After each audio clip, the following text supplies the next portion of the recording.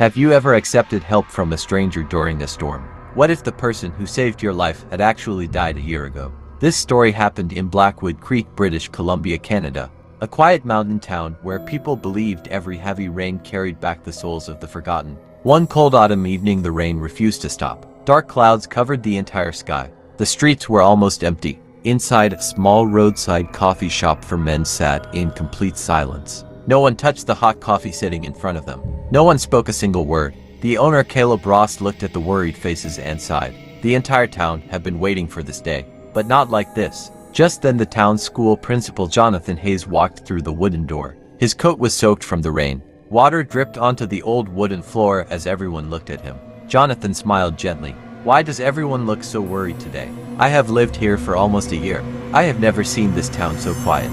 Caleb placed a steaming cup of coffee in front of him. Your favorite hot ginger coffee, Principal Hayes. Looks like you need it tonight. Jonathan wrapped his hands around the warm cup. Now tell me, what happened? Oliver Bennett slowly looked up. You know, this town never had a medical center. Whenever someone became seriously ill, they had to travel more than 30 miles through the mountains. Many never made it in time. Jonathan nodded. I know. That is why we all work together to build one. Mason Turner lowered his head. The building is finally finished, but we spent every dollar we had. Now we cannot afford the hospital beds. Without them, the building is useless. Silence filled the coffee shop. Rain tapped against the windows. Jonathan looked at the three men, then quietly smiled. I still own a piece of family land here in Blackwood Creek. I was planning to keep it forever, but land means nothing if people cannot survive. I will sell it. The money should be enough to finish the medical center. Oliver looked at him in disbelief. You would really do that for us? Jonathan nodded. This town welcomed me when I had nowhere else to go. Now it is my turn to help. The three men could barely speak. Their eyes filled with tears. Outside, the rain became even heavier. None of them noticed the dark figure standing across the road, watching them through the coffee shop window. Without moving, without blinking, as lightning flashed across the sky, the figure disappeared into the darkness. The next morning, the storm had not ended. Dark clouds still covered the mountains around Blackwood Creek. Cold winds swept through the empty streets. Jonathan Hayes packed a small leather bag with the property documents. Oliver Bennett and Mason Turner were already waiting outside. Caleb Ross handed Jonathan a paper cup of hot coffee. You might need this. The road to Ashcroft Valley is long. Jonathan smiled. If everything goes well, we will return tomorrow with enough money to finish the medical center. The three men left the town just after sunrise. Hours later, they reached the small railway station. The train carried only a handful of passengers. Most people avoided traveling during storms like this. As the train moved through endless forests, the rain became heavier. Lightning flashed over the tall pine trees. Mason stared through the window. This weather feels strange. It is like the mountains are warning us to turn back. Jonathan gave a faint smile. Storms do not scare me anymore. After several hours, the train finally stopped. Ashcroft Valley Station looked completely deserted. The old platform was empty. The station lights flickered in the cold wind. As soon as they stepped outside, the silence felt unnatural. There were no cars, no voices, not even the sound of birds. Only the rain. Oliver looked around. This place is usually busy. Where is everyone? Jonathan checked his watch. We should reach the river before sunset. Once we cross it, my family's land is only a few miles away. The three men started walking along the muddy road. The rain soaked their clothes within minutes. The forest on both sides seemed darker with every step. Suddenly, they heard an old engine somewhere behind them. A rusty van slowly appeared through the thick rain. Its yellow headlights barely cut through the darkness. The van stopped beside them. The driver rolled down the window. He was an elderly man with gray hair and kind eyes. Jonathan stared at him for a few seconds, then smiled. Harold Grant, I cannot believe it is really you. The old man smiled back. Jonathan Hayes, it has been a long time. I almost did not recognize you. Oliver and Mason climbed into the van without hesitation. Harold slowly drove toward the river. As rain hammered against the windshield, Jonathan looked at him. You are still driving these lonely roads. Harold chuckled softly. Some people never leave the place they belong, even after death. For a brief moment, nobody spoke. Jonathan thought he had misunderstood what Harold had said.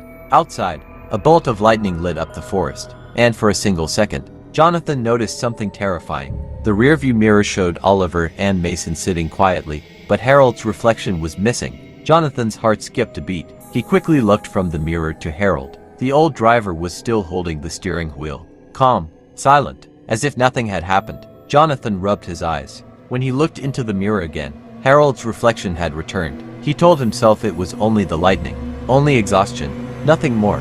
The van continued through the narrow mountain road. The rain grew heavier with every mile. Water rushed down the rocky hillsides. The trees bent violently in the wind. Oliver looked out the window. If the river keeps rising, we may not be able to cross tonight. Harold spoke without taking his eyes off the road.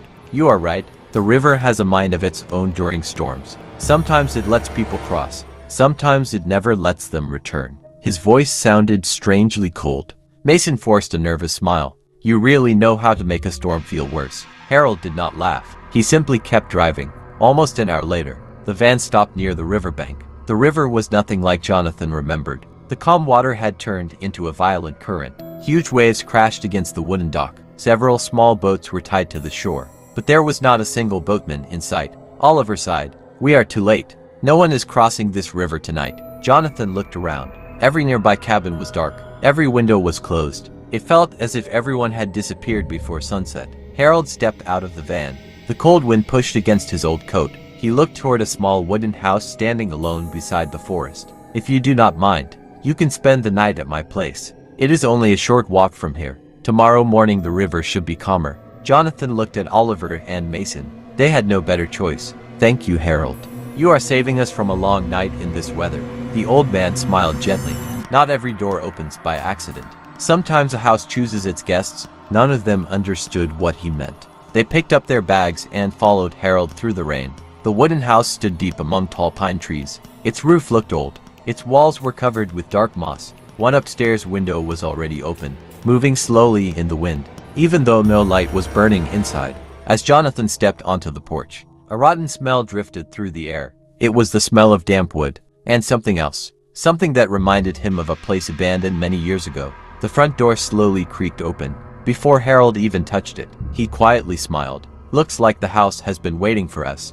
The old wooden floor groaned beneath their feet as they stepped inside. The air was freezing, even colder than the storm outside. A weak lantern hanging from the ceiling filled the room with a pale yellow glow. The walls were covered with faded family photographs. Every face in the pictures had been scratched away.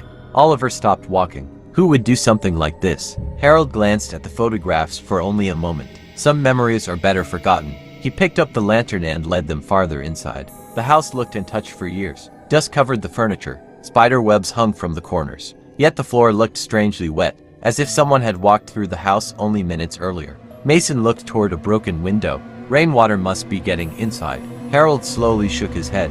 That window has been broken for a very long time. Jonathan noticed a strange smell growing stronger. It was no longer just damp wood. It smelled like fresh soil, as though the ground itself had been brought inside the house. Harold opened the door to a small room. You can sleep here tonight. It is not much, but it will keep you warm. Oliver smiled politely. You have already done more than enough for us. Harold nodded, then turned toward the front door. Jonathan frowned. Where are you going? I will stay outside. I have some work to finish before sunrise. Jonathan looked confused. In this storm, Harold gave a faint smile. Some work cannot wait.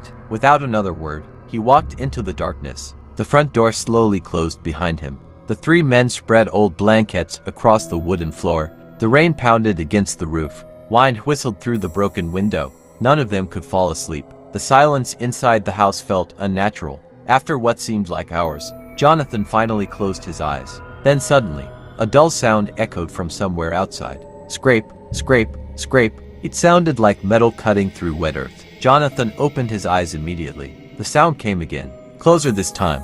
Scrape, scrape, scrape. He quietly stood up and walked toward the broken window. Outside, near a massive pine tree behind the house, a lone figure was digging into the ground. The lantern beside him swung slowly in the wind. Jonathan recognized the old coat instantly. It was Harold, digging in the middle of the night, as if he was desperately trying to bury or uncover something that had never been meant to see the light again. Jonathan's heartbeat grew faster. He kept watching the old man through the broken window. Harold never looked toward the house. He continued digging without stopping. The sound of the shovel echoed through the storm. Scrape, scrape, scrape. Jonathan quietly turned toward Oliver and Mason. Wake up. Both men opened their eyes immediately. Jonathan pointed toward the window. Do not make a sound. Just look. Oliver slowly moved beside him. His face turned pale. He is really digging out there. In the middle of this storm, Mason whispered, What could he possibly be looking for? Jonathan did not answer. Something about the old man's behavior felt wrong. Very wrong. As they continued watching, Harold suddenly stopped digging. He stood completely still, his back facing the house. Several long seconds passed. Without warning, he slowly turned around. The three men instantly stepped away from the window. None of them wanted to be seen. Jonathan counted silently. 1, 2, 3. Then he looked outside again. Harold was gone. The lantern had disappeared. The shovel was gone. Only the freshly disturbed soil remained beneath the giant pine tree. Oliver swallowed nervously. Where did he go? There is nowhere to hide. Jonathan grabbed the lantern from the table. We are going outside. Mason looked shocked. Are you serious? Jonathan nodded. If something is buried there, we need to know what it is. The three men stepped into the freezing rain. The wind howled through the trees as they reached the pine tree. Jonathan held the lantern closer to the ground. The soil had clearly been dug up. Fresh muddy footprints surrounded the hole, but they ended suddenly, as if the person who made them had vanished into thin air. Oliver knelt beside the disturbed earth. There is something here. He pushed the wet soil aside with his hands. A few seconds later, his fingers struck metal. Mason helped clear away the mud. Slowly, an old rusted container appeared beneath the ground. Jonathan carefully lifted the heavy lid. Inside, hundreds of old Canadian banknotes were packed tightly together. The container was completely filled with money. Oliver stared in disbelief. This could finish the medical center and still leave money behind. Mason looked around nervously. Where is Harold? Jonathan slowly closed the lid. This money is not ours. We will ask Harold about it in the morning. The moment he finished speaking, a deep crack echoed above them. The enormous pine tree began shaking violently. The branches twisted against the wind. Then all three men looked up. Their blood turned cold. A tall, pale figure with unnaturally long arms was sitting silently on one of the highest branches. Its hollow eyes were fixed on Jonathan. Then it smiled, and in a voice that sounded exactly like Harold's, it whispered, I knew you would choose honesty. The three men froze beneath the giant pine tree. The figure sitting above them slowly moved its head. Its long arms wrapped around the branch like a creature that did not belong in this world. Oliver stepped back in fear. What is that? Jonathan could not answer. His mind was trying to understand what his eyes were seeing. The creature looked human, but everything about it felt wrong. Its skin was pale, its eyes were empty, and its smile was far too wide. Suddenly, the figure jumped down from the tree, but instead of hitting the ground, it disappeared into the thick fog surrounding the house. The three men stood there silently. The rain continued falling, but the sound of the storm could not hide their fear. Mason finally spoke. We need to leave this place. Right now. Jonathan looked toward the house. Harold had saved them from the storm. He had brought them here, but now they had no idea who Harold really was. They quickly carried the metal container back inside. The moment they entered the house, the front door slammed shut by itself. The lantern flickered, and the entire room became freezing cold. Oliver looked around. Where is Harold? Nobody answered. Then a voice came from behind them. You found what was hidden. All three men turned around. Harold was standing near the doorway. His clothes were completely dry, even though he had been outside in the heavy rain. Jonathan stared at him. Where did you go? Harold looked at the container. You opened it. Jonathan stepped forward. What is inside this box? The old man remained silent for several seconds. Then he slowly sat down. My entire life savings. Everyone looked confused. Your money. Harold nodded. Years ago, I worked as a driver between small towns. I saved every dollar I earned. I wanted to build something useful for this area. A place where people could get help. A place like your medical center. Jonathan looked shocked. Then why hide it? Harold looked toward the dark window. Because I died before I could use it. The room became completely silent. Oliver whispered, What did you say? Harold looked back at them.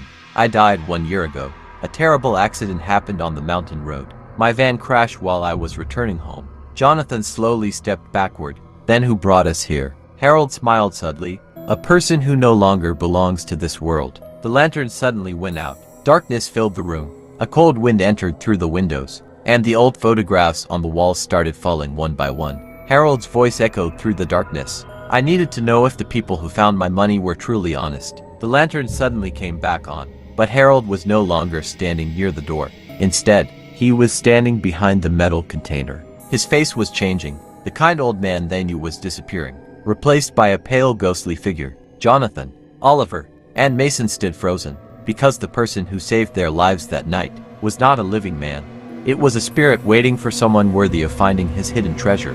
The room became completely silent. The storm outside continued raging. but inside the old wooden house, nobody moved. Jonathan looked at Harold's ghostly face. His mind refused to accept what was happening. Harold, you were dead this whole time. The ghost looked at him with tired eyes. Yes, Jonathan. I have been trapped here for a year, unable to leave this place, unable to find peace. Oliver slowly stepped closer. Why did you bring us here? Harold looked toward the metal container. Because of this. My savings were meant to help people, but after my death, nobody knew where I had hidden them. The money remained buried beneath that tree, and my soul remained connected to it. Mason looked frightened. So you were testing us? Harold nodded slowly. Many people came near this house after my death. Some searched for my hidden money. Some wanted to steal it. But greed always revealed their true nature. Jonathan looked down. And you wanted to know if we were different. Harold smiled. The moment I heard you talking at the coffee shop, I knew you were not ordinary people. You were ready to sacrifice your own comfort for others. Jonathan remembered the night at the coffee shop, his decision to sell his family land, the dream of helping the town. Harold continued, but I needed proof. A person's words are easy. Their choices show who they really are. Suddenly, a loud noise came from outside. The sound of footsteps moving around the house. Everyone looked toward the windows. The shadow of a tall figure passed across the wall. Harold's expression changed. That thing is back. Jonathan looked at him. What thing? Harold stared into the darkness. The reason I never found peace. The three men waited for an answer. But before Harold could speak, the front door started shaking violently. Something was trying to enter. The wooden frame began cracking. Oliver grabbed a broken piece of wood. Mason moved closer to Jonathan. The shaking became stronger. Then suddenly, everything stopped. A long silence followed. The door slowly opened by itself. Standing outside in the rain was the same creature they saw beneath the tree, but this time, it was wearing Harold's face. The creature smiled. You still believe this ghost can help you? Harold stepped forward. His voice became deeper. You will never take what belongs to the innocent. The creature laughed. You are already gone, Harold. You cannot protect anyone anymore. Jonathan looked between them, realizing something terrifying. The creature was not after the money. It was after Harold's soul. And the reason Harold had waited for them was because they were the only people who could finally help him defeat it. The creature standing outside the door slowly stepped into the house. Rainwater dripped from its body, but the wooden floor beneath it remained completely dry. Its face looked like Harold, but its eyes were empty and black. Jonathan felt a terrible fear inside him, because he understood. This thing had been pretending to be human the entire time. Harold moved between the creature and the three men. Stay behind me. Oliver looked at the ghost. But you are already dead. How can we fight something like this? Harold looked at him. You cannot fight it with strength. You fight it with what it does not understand. Truth. The creature laughed. Truth. Humans always speak about truth. But when they see something valuable, they forget everything. It looked toward the metal container. Give me the money, and I will let you leave this place. Mason looked at the creature in anger. You think we would steal from someone who helped us? The creature smiled. Everyone has a price, even good people. Suddenly, the metal container started moving across the floor by itself. The creature was pulling it toward itself. Jonathan quickly grabbed the container. The moment his hand touched it, a strange warmth spread through his body. Images appeared in his mind. He saw Harold's life, years of hard work, long nights driving through dangerous roads, saving every dollar, dreaming of helping people. Then he saw the accident, the stormy night when Harold lost control of his van. The last thought in his mind was not about himself. It was about the people he wanted to help. Jonathan opened his eyes. Now he understood. This money was never about wealth.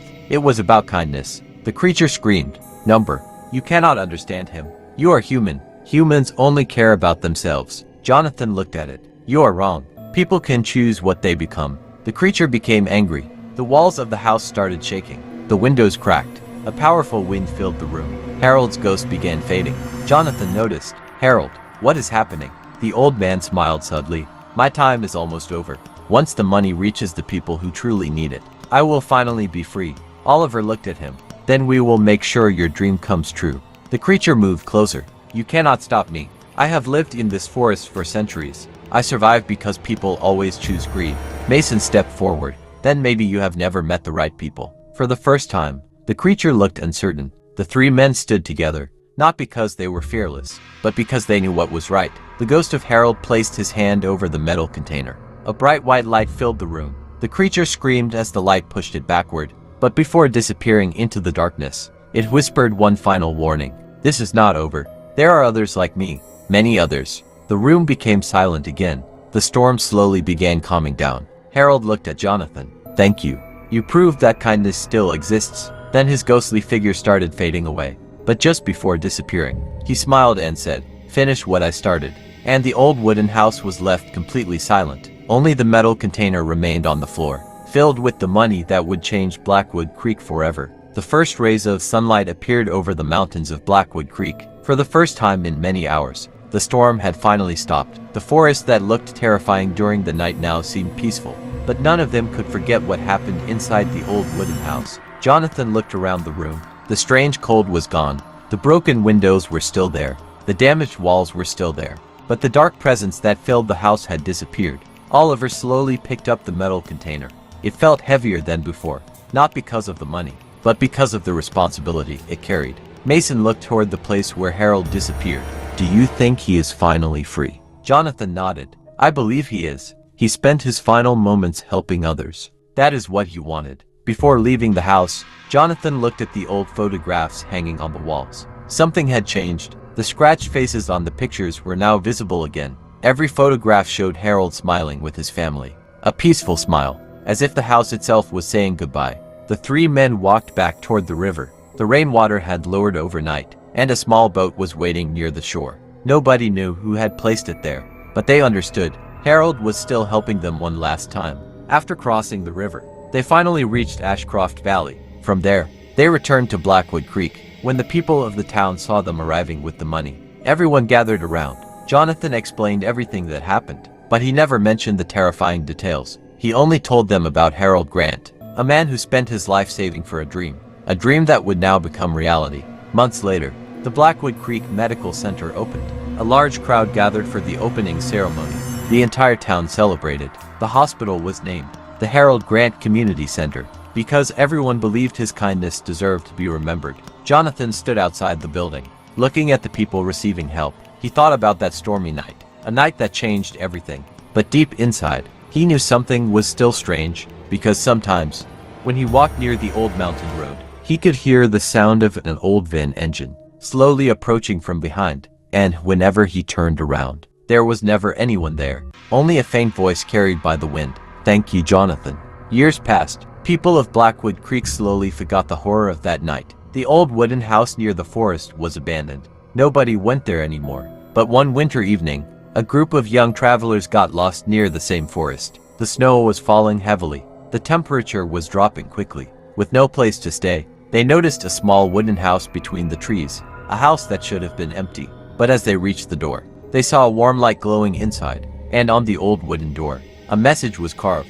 "If you enter with a good heart, you will find shelter. But if you enter with greed, the forest will remember you." The travelers looked at each other, not knowing that the house was waiting for new guests. And somewhere deep inside the dark forest, an old van engine started again. The young travelers stood outside the old wooden house. Snow covered their clothes. The freezing wind made it difficult to even stand. They had no other option. Slowly, one of them pushed the old wooden door open. The door creaked loudly, just like someone had opened it after many years. Inside, the house looked exactly the same. The old furniture, the dusty walls, the faded photographs, everything was untouched. One of the travelers named Ethan looked around. "This place feels strange, like someone is watching us." His friend Ryan laughed nervously. "At least we are not freezing outside." They entered the room and closed the door. A warm feeling suddenly surrounded them. The cold disappeared. A lantern hanging from the ceiling turned on by itself. The travelers looked at each other in confusion, but they were too tired to question it.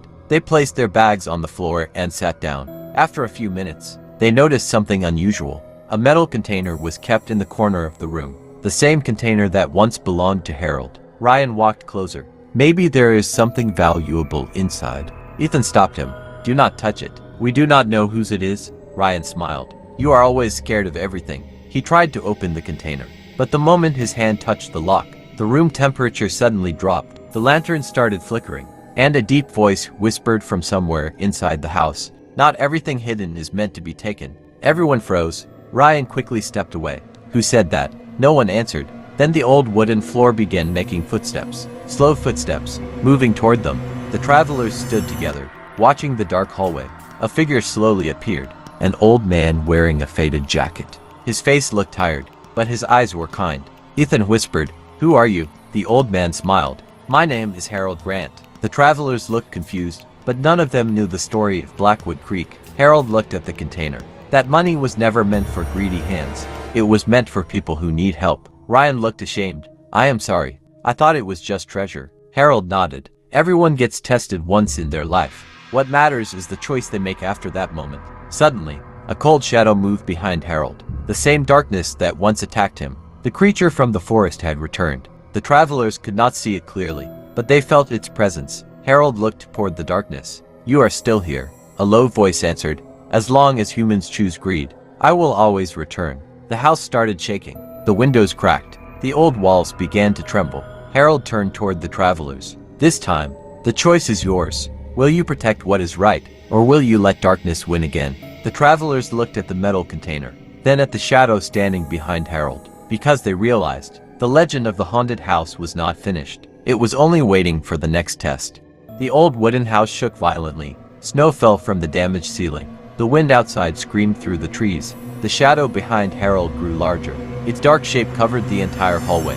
The travelers stood frozen. They had come here looking for shelter, but they had found something much older, something they could not explain. Ethan looked at Harold. What is that thing? Harold stared at the shadow, a creature that feeds on human weakness. It does not want money. It wants people to lose their kindness. The shadow laughed, a deep, terrifying sound that filled the house. Kindness. Humans forget kindness the moment they see something valuable. The shadow moved closer. It looked at Ryan. You wanted the treasure. You are no different from everyone else. Ryan looked down. For a moment, fear filled his eyes. But then he looked at the container and slowly shook his head. I made a mistake, but I am not going to become what you want me to become. The shadow stopped, because it was not expecting that answer. Harold smiled. That is what it never understands. People can change. The creature became furious. The lights went out. The entire house was covered in darkness. Suddenly, each traveler heard a different voice. A voice showing them their biggest weakness. Ethan heard a voice promising him success. Ryan heard a voice offering him endless money. Another traveler heard a voice offering him everything he had ever lost. The creature whispered, take what you want. Nobody will know. The darkness became stronger, but Ethan closed his eyes and remembered the reason they entered the house. They only wanted safety, not treasure, not power, not anything else. He shouted, we do not want anything from this place. The others joined him. We choose to leave everything behind. The moment they said those words, a bright light filled the room. The creature screamed, because it could only survive where greed existed. Harold stepped forward. This house has tested many people. Some failed, some succeeded, but every choice matters. The shadow began breaking apart. Its voice became weaker. This is not the end.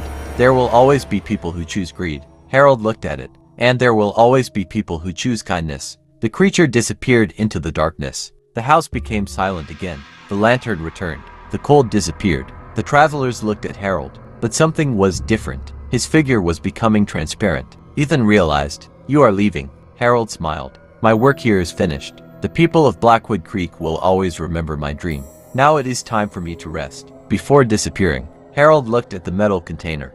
Take it to Blackwood Creek. The money inside is still meant to help people. The travelers promised they would. Harold slowly vanished, leaving behind only a peaceful smile. The next morning, the travelers left the old house, carrying the container carefully. When they reached Blackwood Creek, they discovered something impossible. The old wooden house had disappeared. Only the giant pine tree remained, and carved into the tree was a message that had been there for many years. Good hearts will always find their way home. But what nobody knew was, deep inside the forest, far away from Blackwood Creek, another abandoned house stood silently, waiting for someone new to enter. Years passed after the strange events of Blackwood Creek. The story of Harold Grant became a legend. Some people believed he was a guardian spirit. Others believed he was only a story created by frightened travelers. But the people who experienced that night knew the truth. Some souls do not disappear. Some stay behind because they still have something important to finish. Blackwood Creek continued to grow. The medical center became one of the most trusted places in the region. Every year, on the same stormy night when Harold disappeared, the people of the town gathered outside the building. They remembered the man who gave everything he had, not because he was rich, but because he cared. Jonathan Hayes became an old man, but he never forgot that night. He kept Harold's old photograph in his office, a reminder that kindness could exist even beyond life. One evening, a young journalist named Emily Carter arrived in Blackwood Creek. She was investigating old mysteries across Canada. Her next story was about unexplained events near abandoned places. When she heard about the old wooden house in the forest, she became curious. The people of the town warned her, "Do not go there after sunset. That place is not normal." Emily smiled. "I have heard hundreds of stories like this. Most of them have simple explanations, but the old residents looked serious, because they knew some mysteries were never meant to be solved." That night, Emily followed the old mountain road, the same road where Harold's Ben had once traveled. Heavy rain began falling. The trees moved violently in the wind. Her car suddenly stopped near the forest. The engine refused to start. She looked around. There was no signal, no nearby houses, only darkness. Then she noticed something through the trees, a small wooden house, with a warm light glowing inside. Emily remembered the legend, the house that appears when someone needs shelter. She slowly walked toward it. The front door opened before she touched it. Inside, everything looked familiar. The old furniture, the faded photographs, the wooden floor, even the lantern hanging from the ceiling. Emily stepped forward carefully. Then she noticed something on the table, a newspaper, covered in dust, but the date was from tomorrow. Her hands started shaking, because the headline was about her. Journalist Emily Carter missing in Blackwood Forest. She dropped the newspaper. Suddenly, a sound came from behind her. A slow, heavy footstep. Emily turned around. Standing at the end of the hallway was an old man wearing a faded jacket. She recognized him immediately, even though she had never met him before. Harold Grant smiled gently. "You came here searching for answers, but some answers come with a price." Emily stepped back. "Who are you?" Harold looked toward the dark window. "The same thing that has been waiting for years has found a new person to test." The lantern started flickering, and outside the house, a dark figure appeared between the trees, watching, waiting, because the legend of Blackwood Creek was never truly over. It was only passed from one person to another. Emily stood frozen inside the old wooden house. Her eyes moved between Harold and the dark figure outside the window. She wanted to run, but something inside her told her that leaving now would be impossible. Harold slowly walked toward the table. He picked up the old newspaper and looked at it. "The paper in your hands is not a prediction. It is a warning." Emily looked confused. "A warning about what?" Harold looked toward the forest. "About the choice you are going to make." The wind suddenly became stronger. The windows started shaking. The dark figure outside moved closer. Emily could finally see its shape. A tall body, long arms, and eyes filled with endless darkness. She whispered, "Is that the same creature from the stories?" Harold nodded. "It has existed long before I arrived here. It survives because humans carry fear and greed inside them." Emily looked at Harold. "Then why are you still here?" The old man smiled sadly. "Because every time it returns, someone must stand against it." A loud crash came from the hallway. The creature was inside the house. Emily stepped backward. "How do we stop it?" Harold looked at her. "You cannot defeat it with weapons. You cannot escape from it forever. The only thing it fears is a person who chooses kindness when greed would be easier." The creature appeared at the end of the hallway. Its voice echoed through the house. "Another person who believes they are different. Everyone thinks they are good, until they are offered something they truly want." The creature moved closer to Emily. "I can give you everything. Fame, success, answers to every mystery you search for. All you have to do is take something from this house." Emily looked around. The metal container was still sitting in the corner, the same treasure that had tested many people before. The creature smiled. "Take the money. Your life will change forever." Emily slowly walked toward the container. Harold watched silently. He knew this was her choice. Emily placed her hand on the container. For a moment, she imagined everything she could achieve. A famous career, unlimited opportunities, a life without struggles. The creature whispered, "No one will ever know." Emily closed her eyes. Then she removed her hand. "Number." The creature became silent. Emily looked at it. "Some stories are worth telling, but some treasures are not worth stealing." The lantern suddenly became brighter. The house started glowing with a warm light. The creature screamed, because another person had passed the test. Harold smiled. "You understand now. The greatest treasure was never inside that container. It was always the choice people made." The creature began disappearing, but before it vanished, it looked at Emily and whispered, "You may have one tonight, but darkness always finds another door." The house became quiet again. The storm outside stopped. Emily looked at Harold. "Are you finally free?" Harold looked toward the forest. "Not yet, because something is different this time." Emily frowned. "What do you mean?" Harold pointed toward the window. Far away between the trees, another light appeared. Another house, another place waiting for someone to enter.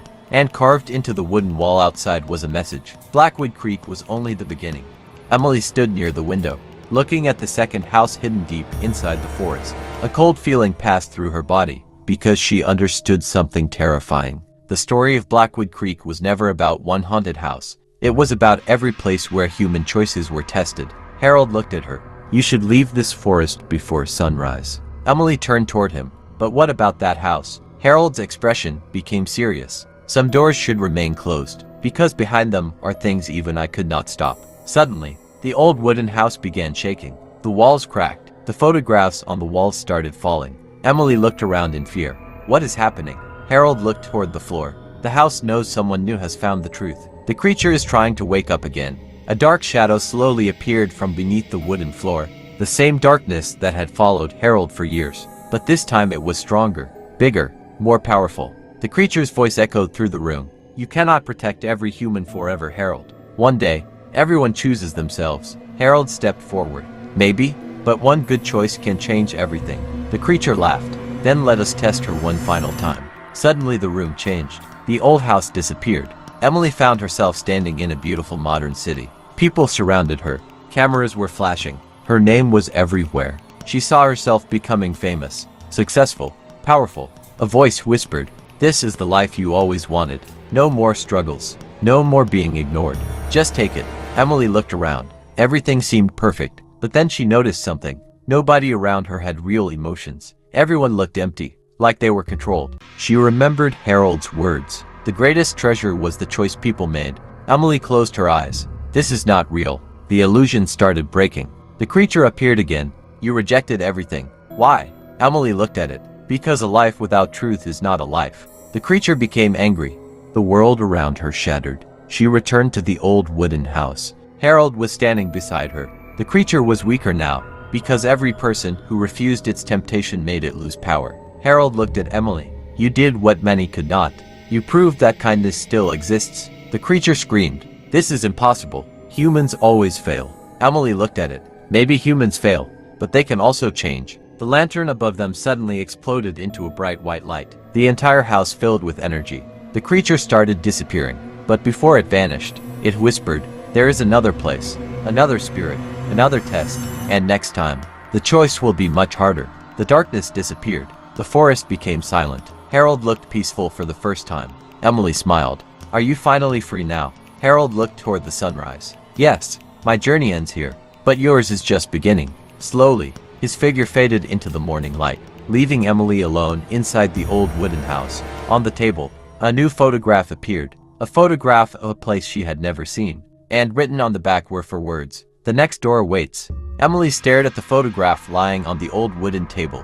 Her hands were shaking. The picture showed a place she had never visited before, a small abandoned cabin surrounded by endless snow-covered mountains. At the bottom of the photograph, 4 words were written, "The next door waits." Emily looked around the empty house. Harold was gone. The creature was gone, but she knew this was not the end. It was a beginning. She carefully placed the photograph inside her bag, then walked toward the front door. Before leaving, she looked back one final time. The old wooden house that had terrified so many people now felt peaceful, almost like it was saying goodbye. When Emily stepped outside, the house disappeared, not collapsed, not destroyed. It simply vanished, leaving only the giant pine tree standing in the middle of the forest. Years later, Emily became one of Canada's most famous mystery investigators, but she never revealed the full truth about Blackwood Creek.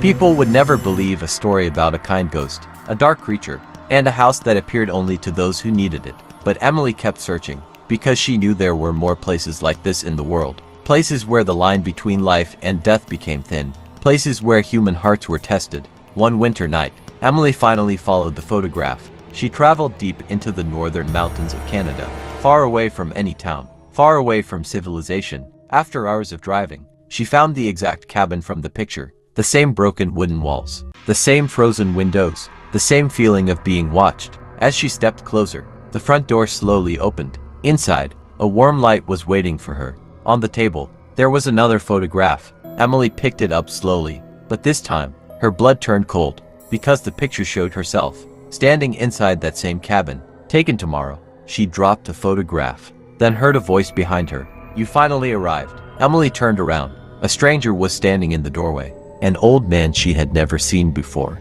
But he had the same empty smile, the same darkness in his eyes. The stranger whispered, Harold was only one chapter. The forest has many stories. The lights inside the cabin began turning off one by one. Emily realized something terrifying. She had not ended the mystery of Blackwood Creek. She had become part of it. Outside, the snowstorm grew stronger, and deep in the mountains of Canada, another horror story was about to begin. So this is the story. Follow Nightmare Files for more horror and creepy stories.